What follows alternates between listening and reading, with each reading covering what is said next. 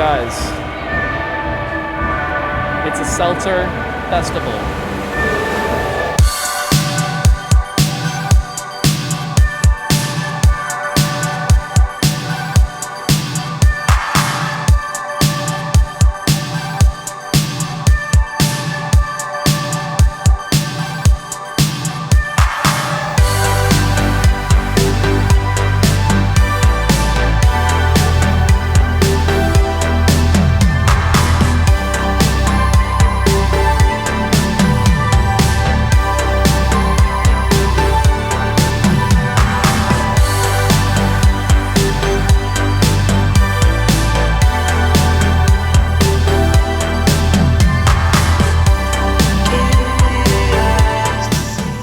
Before you can understand why a Seltzer Festival exists, you gotta understand why seltzer exists.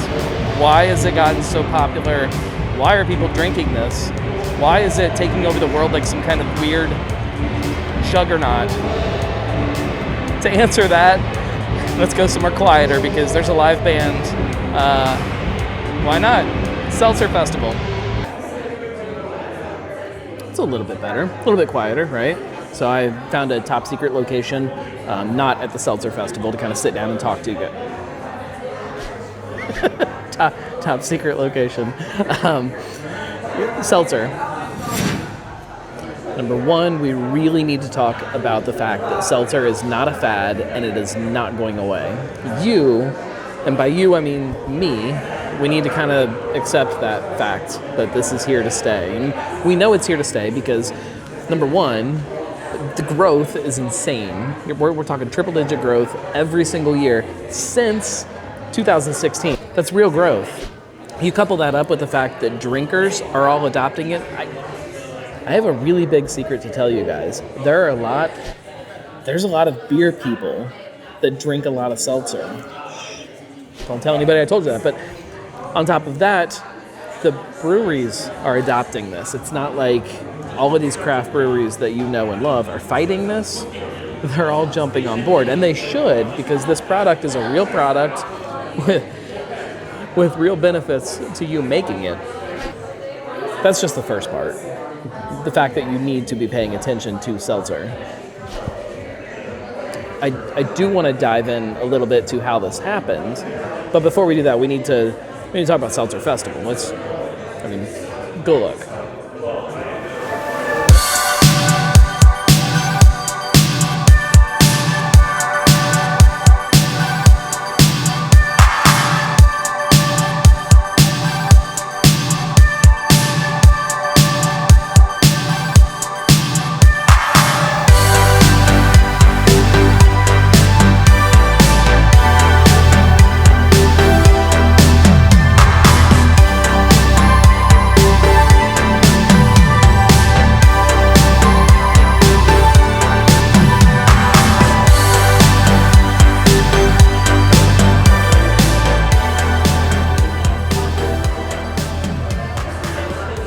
Why is it happening?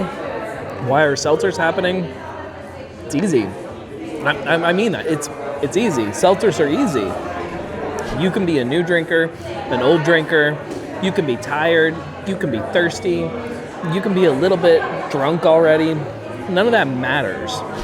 You can walk in or walk up to the bar or walk over to the cooler, whatever it is. You can grab a seltzer and none of that matters. They go down easy. They are non-offensive. You don't have to be embarrassed when you order one in front of your friends and you pick it up and you drink it because you're going to like it. It's going to be simple. It's going to be relatively flavorless, except for that big pop of artificial flavor that jumps out and slaps you in the face. Not that that's a bad thing. All right, my complaints, which before I dig into this, you need to know that my ticket for this festival was paid for. They were kind enough to let me in for free. This is not a sponsored video, but I didn't pay for my seltzers that I drank that day.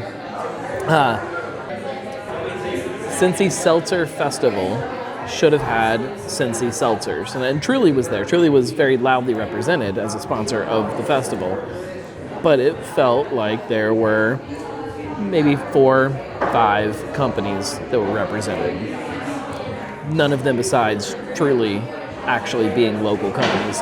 There are incredible craft seltzers being made by our local breweries that should have been there. There should have, I don't know, maybe there should have just been like 1 or 2 tents with 1 tap each or 1 cooler each of local seltzers, but there should have been local seltzers represented. And that's not just me as this diehard local craft drinker saying that.